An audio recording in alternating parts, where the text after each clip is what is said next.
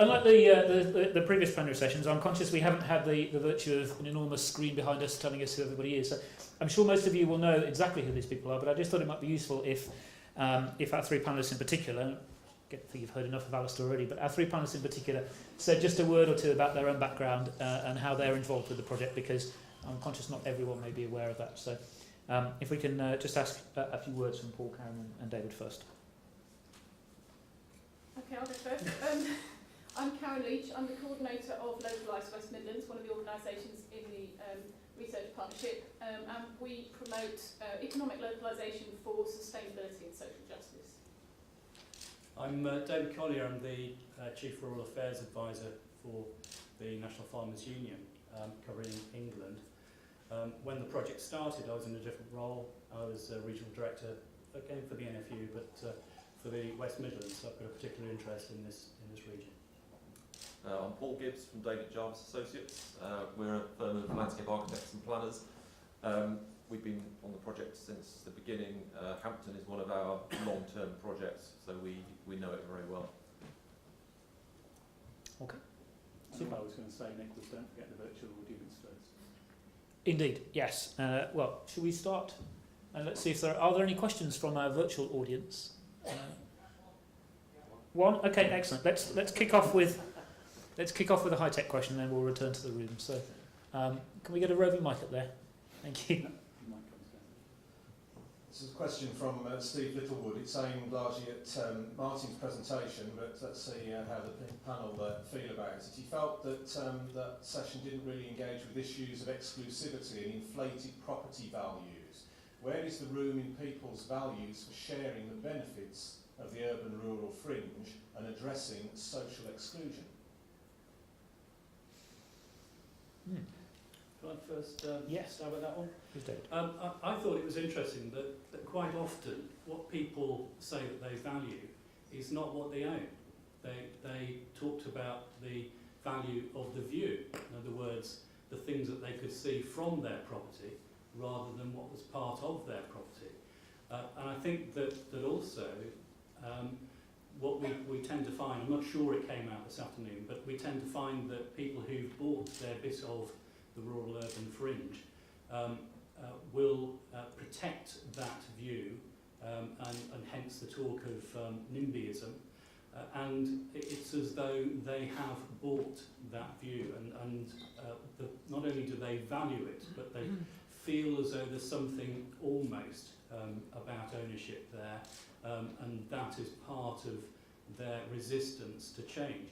And somebody made the interesting point earlier on that if you have something like neighbourhood planning, which takes account of the views of people who are there already, how are you going to take account of the views of other people, such as those who are in an urban area and might be interested in moving further out into the rural urban fringe?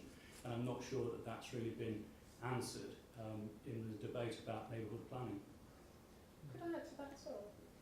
I felt the other thing missing, the other thing that disappointed me about the perspectives that were aired in Martin's presentation, not by Martin, by others, were that they didn't seem to have anything to do with activity. They weren't dynamic. They weren't about livelihoods in the rural urban fringe. And I think, and certainly in rural areas, and I think we can't afford to let people, particularly in a peri-urban area, we can't afford to let people divorce what they value in that area from livelihoods, from working economy. That's the dirty thing that happens in the town that they don't want to live in.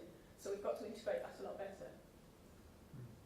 Okay, thank you. If I could just maybe just very quickly add on the social exclusion specifically, that the issue of power is actually quite an important one that actually does have dramatic effects across the rural urban fringe. And I think there was a picture that Nick Grayson was talking to, standing behind various wards, Longbridge Ward and various other parts of Birmingham, and where those wards might feature on the edge, they can be actually forgotten about, and a lot of people actually within areas can get forgotten in the way that policy is made, and that can actually, those boundaries can actually enhance that sort of social exclusion, which is one of the reasons that we raised the whole issue about Greenbelt, because we felt equally that in its restrictive way can actually be a tool of actual social exclusion rather than more inclusion. Okay, thank you. I hope that answers the question from our virtual correspondent. Thank you very much. Is Martin still with us? sorry. Yeah. Hi. I just wondered if you felt there was anything you wanted to add, given that was a lot of questioning about the session in which you were giving the presentation. Yeah, I mean, the project is entitled Gentrifying. Sorry, Martin, could you just wait for the microphone?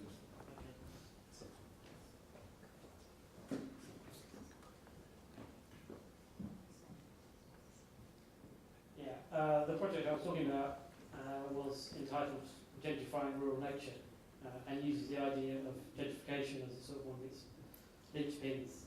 And although I didn't talk about social exclusion, yeah, that's a central component to the whole idea of gentrification. So, yes, as well as those people who were sensing nature in various ways, there were clearly people who, in various ways, were also excluded from those sensings of nature.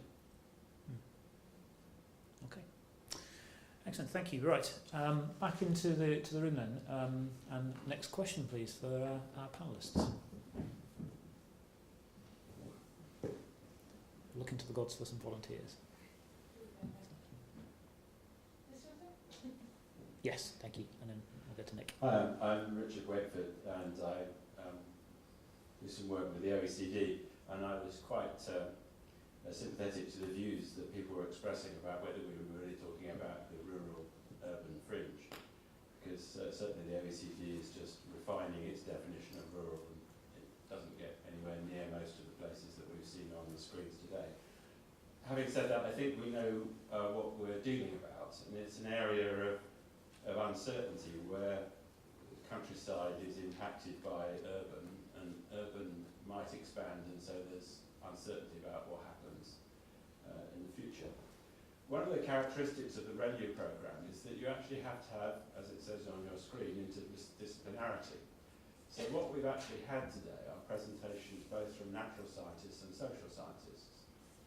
And it's made me wonder whether the criteria-based planning system that we have, which lets developers, landowners come forward with their proposals for development to be judged against criteria, creates more uncertainty at the rural-urban fringe than, say, a more continental zoning system, which makes much clearer what development the city plans around its edge.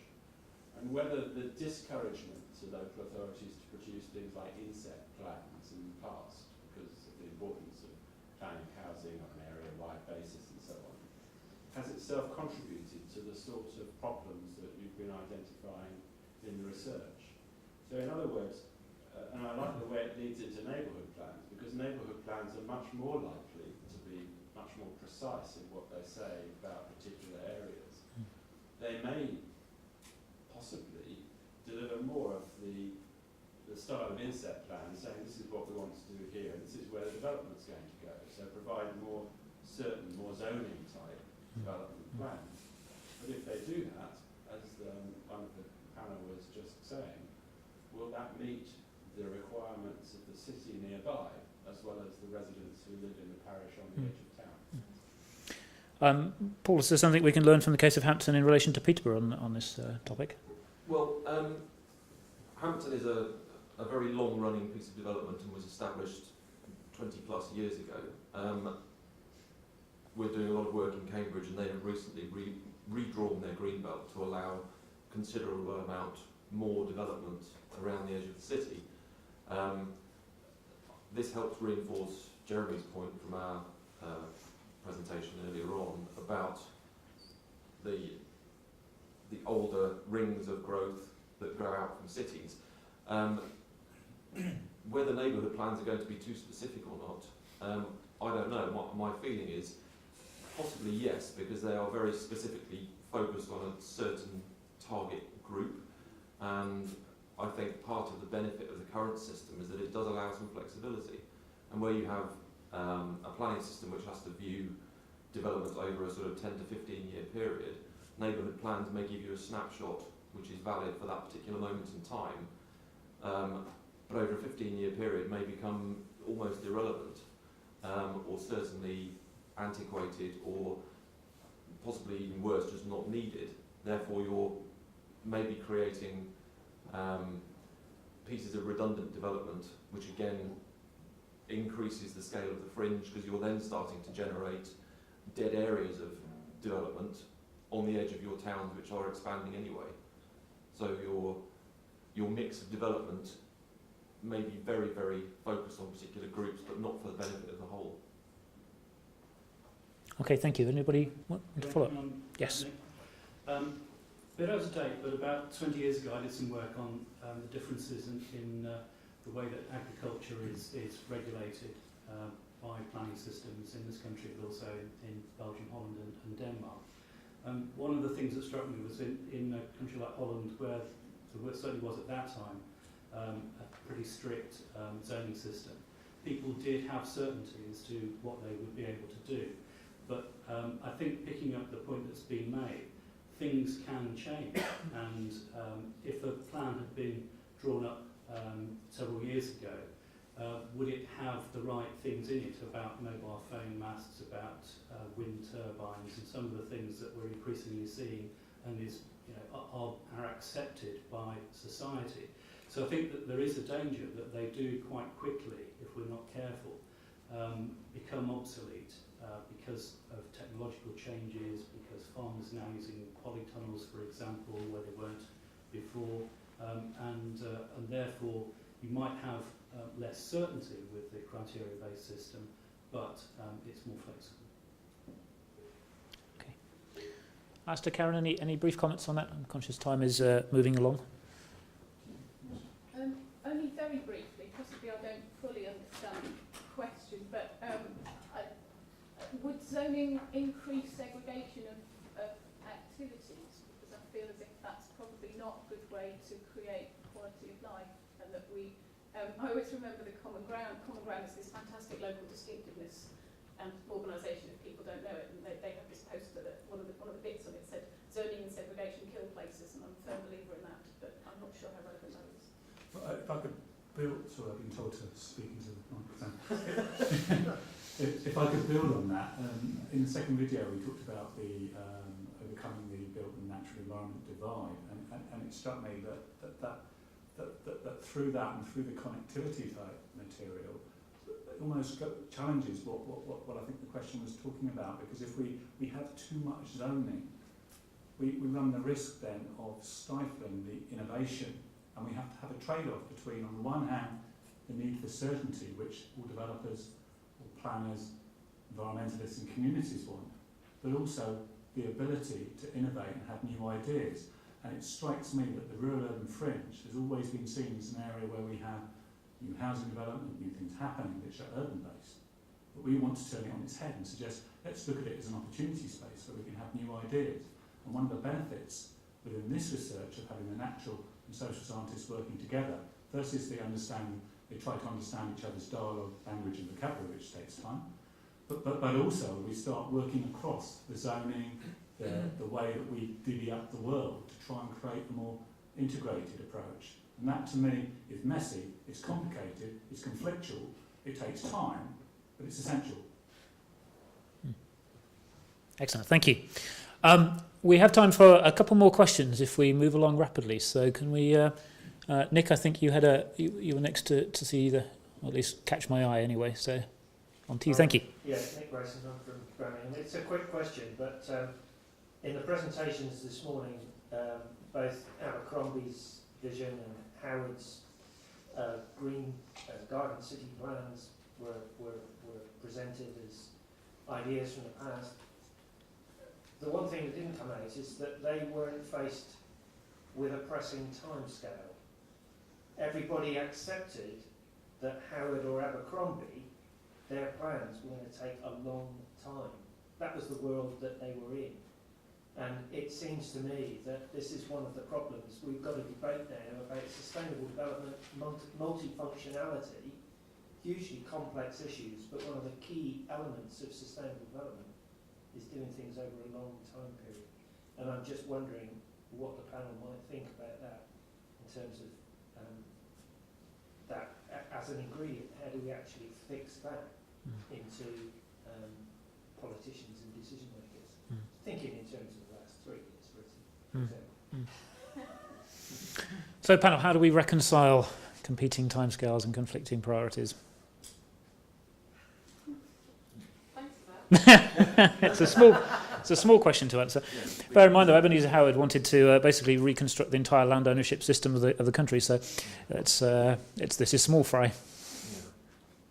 I think probably going back to my previous point actually is that the need for development tends to be very quick in some respects. If you're providing local facilities, you can never build them fast enough. Certainly in my experience, the need for schools and doctor surgeries and open spaces. The need for the housing possibly is less quick. As soon as the residents get into a development, they want everything provided for up front. That isn't necessarily always feasible. In terms of the long-term planning of a new place, I agree. I think the long-term aspect is critical, so long as there is sufficient flexibility within the plan, whatever that plan may be, to be able to be possibly reviewed every 5 years or so, as with the old local plan system, to pick up on changes in technology, social structures. Housing need may drop off completely if there's something that prevents people from moving into that area. What was programmed to be 10,000 new houses with all the attendant community benefits, schools, roads and all that sort of stuff, which other people rely on, then don't come to pass. That has a wider impact than just beyond the boundaries of the development itself. So I think time is absolutely critical, but flexibility and time have to go together in order to deliver what is required for the wider community. We've heard a lot today about, I've been very struck by hearing a message about a new type of dialogue is necessary and that we need to engage in new conversations. How do you think that be integrated perhaps with the question, which is about the need to do things quickly? How might we best achieve that, do you think, Alistair?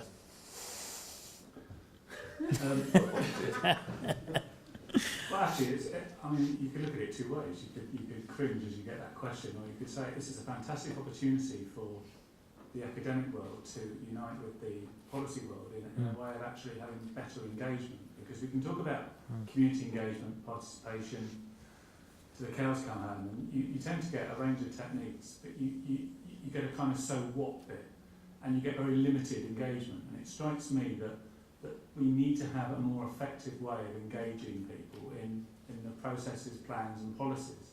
Now the problem with that is that people struggle with the language that's being used, so they're turned off. And in the short-term world, they're more interested in EastEnders and who's going out with whoever. Than actually, I forgot this is being recorded. Than actually these wider issues. So we need to engage people more effectively. And I don't think we as academics or policymakers take the time to actually think about putting on the glasses of those communities and thinking about how they can be engaged themselves. Now we have seen in some of the videos innovative work by Natural England like Roof Waters with the Bassenswain project. Seen Mark Reed in the Uplands. We've in ourselves done a visioning exercise where we've actually taken people on trips, logistic trips, legal trips, through their rural urban fringe to try and get their ideas about what lights their fire. So collecting that information to me is the key to making good decisions with better evidence from the natural environment, physical environment and social environment. Excellent, thank you. I would suggest we move on unless there's any burning questions, burning comments from the panel. I wanted to come back at Ruth Waters from Natural England. I wanted Please. to come back on the long-term issue, because I think there is, I'm an ecologist, from an ecologist point of view, there is something we can do, and that is, in line with the sort of information that Jim talked about this morning, is to really think about these places. What can they actually provide? Because that's going to give you some sort of boundaries around the sorts of places you might be able to get in the future. And if you do take that ecological perspective and think about, what are the sorts of services that this place can potentially provide and build that in, then, as you go forward in the long term, if things change, you can then adapt. So that would be a good sort of basis to then build, the sort of planning houses and that type of thing on afterwards, and would give you that better sustainability and resilience without sort of stopping you having some different options in the future. So I think that's one of the things I think it could really help with. Okay, thank you. Karen, brief response please, and then we'll just time to fit in perhaps one more question. Just agreeing with you, Ruth, and thinking, I was thinking earlier during Jim's presentation about the ecosystem services sort of mapping of areas and the ability to collect that data, and I was thinking it would be fantastic to be able to do that for sort of real economic diversity as well, the equivalent of biodiversity, the diversity of the supply chains, the small scale, the stuff that's linked to social capital. And of course that's also linked to our ecosystem services, and to make sure that that model was economic based as well means that we can be delivering economic development first and foremost, but economic development that works within ecosystem limits. Okay, excellent, thank you. Right, next question please. Question from here. Yes, Steve Hunter, I'm a Relu visiting fellow and used to be a senior policymaker in DEFRA. The question I ask is really about life after Relu. We've heard a lot about the need to integrate, bring together socioeconomic and sort of natural sciences type evidence. And certainly from a policymaker's point of view, what you need is that integration, not this is the social science evidence, this is the economic evidence, this is the natural science evidence, we've just made your life 3 times more complicated now, making a decision. How about the future generations of people who are, after Relu's gone as a programme, going to help us make this multidisciplinary decisions based on this much more complicated integrated evidence? Your thoughts on the sorts of people that can help the sort of ignorant policymakers like I was, you know, who don't know anything about social science or economics and probably a little about natural science, but not a lot. How do we cultivate those people for the future?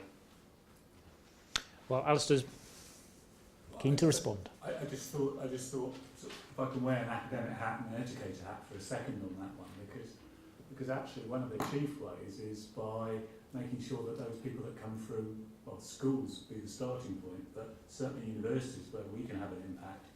The Birmingham School of Built Environment, for example, we're teaching planning courses that actually incorporate ecosystems thinking within the planning courses. So you're building the integration into the university courses. It's absolutely essential that we do that, not just in planning courses, but in the environment courses, the other way around. You build the interdisciplinary stuff, which is complex, right from the word go. That way you have a much better impact, rather than, as you say, trying to sort of do it after the horse is bolted, the stable door's been opened. So I think there's a really important role for universities to change their curriculum and to go across. And it's difficult because guess what? We as academics live in silos as well. And it's difficult for us to even connect with our different faculties and schools.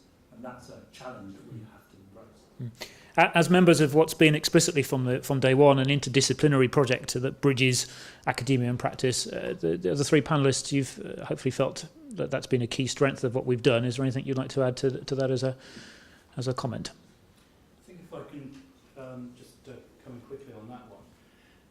I think one of the challenges that we non-academics had at the beginning of the project was over the academic language that the academic members of the team were using. And I think one of the key points that was mentioned just this afternoon was that people don't like jargon and acronyms. And so you can imagine our discomfort when we were trying to comprehend what the academics were saying. And I think that what you'd have picked up from the policy briefs and so on is that colleagues have made a real effort to get away from the more impenetrable academic jargon and to speak in a language that the rest of us mere mortals understand. Thank you. If we have a very, very brief question, we do have a small window of opportunity. So, Paul Cobbing here. Okay, excellent. I'm sorry to have to stare up into the lights, but thank you. The follow-up question to that one, in some senses, we've got increased pressures on resource productivity likely to come along, climate change, increasing population, greater pressure on things like floodplain and floods. What is it we need to do in terms of the processes that development control in particular needs to go through that would actually help planners and planning committees come to better decisions?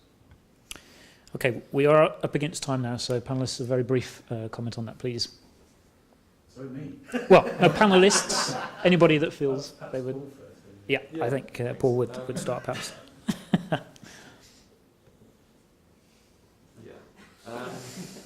It's the 64 I think the integrated working is very important, so that the case in point is properly understood in as not simplistic a language as possible, but is as easily understood by people as possible. Certainly from my perspective as a landscape architect, we work in our box and we very rarely stray out of our box. We try to, but it's resisted. I think that interdisciplinary working is critical. I think that would be one element, the sort of more open information. As regards making the right decisions, I'm not sure you can legislate for that. People are always going to make the wrong decisions. I think they have to be given the opportunity to make the wrong decisions based on the right evidence. I think it's giving people the right facts in the right way. Possibly we were heading the right direction with the higher density housing. One of the interesting points from Jeremy's lecture earlier on was the interurban remnants of the urban fringes. Would they be a better source of development land than the edges, for example? Then you're into the compact city versus dispersed city model argument. Would you sacrifice a park within the city centre to not have it built on the edge of the city? Yeah, it's a tricky one. Short question, not an easy answer, I'm afraid. Alistair, briefly then, please. Yeah, I mean, it's not necessarily just about right decisions. I teach planning, and you teach the fact that you talk through the fact there's no right and wrong. You make decisions and you use evidence to do that. What has escaped a lot of the debate, though, is that planners get hit a lot. But actually the people that are making those decisions are the councillors. And one thing that I think does need to come out more to the fore is really how to improve the way councillors use the evidence that they're presented with. Because I've been, and I don't care when recorded, I've been at planning meetings where I've seen councillors asleep reading the paper when evidence is being discussed, and then they make the decision by looking at how their pal votes on a decision. And I'm not saying that happens everywhere, but I'm just saying there is a need to have a much better system of feeding information to enable councillors to engage more effectively with that information, because planners can make very good recommendations which basically just go nowhere because of the politics, and that to me is a concern. We need to have that in a much more open and transparent process, because that's why people get hacked off with planning sometimes, because they can't see that transparency. Super, thank you. Powerful point on which to conclude. We are out of time for questions, I'm afraid. I just want to prevail upon you for 1 minute longer. Firstly, as head of Birmingham School of the Built Environment, to say a very sincere thank you to everyone for being here today. I hope you'll agree it's been a very powerful and an interesting, useful and rewarding session. We are very proud of the research that we've done within the school on this project. If you didn't know us very well before today, please keep in touch. Everyone has a flyer from me in their little pack, which tells you a little bit more about us. And it's been a key strength of this project that we've tried to bring in a diverse range of partners and to build a network out of this project. So I hope that you'll keep in touch. At the heart of it, though, has been one man, and I just want to take 30 more seconds just to say, on behalf of the school, on behalf of the project team, and hopefully on behalf of everyone in the room, a very great thank you to Alistair Scott. He had a rather large birthday the other day, which he wasn't able to enjoy very much because he was on the edge of a precipice, wondering if today was going to happen, and wondering if the videos were going to turn up on time. They did, I'm very pleased to say. And with rather nice synergy of timing to mark the occasion, Alistair has just been nominated and awarded the title of West Midlands Planning Personality of the Year. Would that be a fair summary, John? And John Akers is here with an RTPI hat on just to present Alistair with a book, but I think it's an opportunity to say a round of applause and a great thanks to Alistair for making this all work. Thank you, John.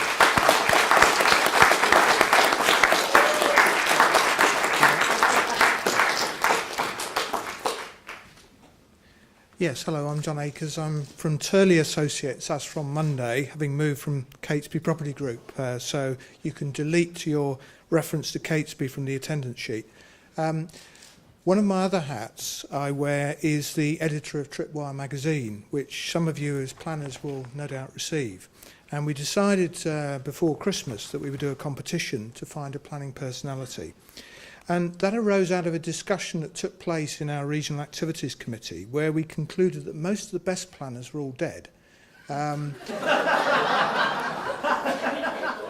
And I think the reference earlier on to Abercrombie and Howard, I think demonstrates that we could think up good representatives and personalities for architecture like Kevin MacLeod, or for science like Brian Cox and so on. Nobody could think up a good personality for planning. And so we did a competition and we asked people who would be their best personality, and we had all sorts of suggestions like Eric Pickles, which we rejected, Fiona Reynolds, which probably would have gone down very well in this audience, but perhaps not on a wider field. And in fact, there were no sensible suggestions for national planning personalities that anyone could think of. But we did have several suggestions for regional planners, and one of those was Alistair Scott. And I would like to present Alistair, who was nominated and chosen indeed as the joint planning personality for the West Midlands, with a book called Region and Renaissance, which is not a new book, but it's a book which looks 50 years back at the history of this region, written at the time of the 50 years of the RTPI, but also looks 50 years forward. So it's very, links in very well, I think, with this particular project, Alistair. So, Alistair, congratulations.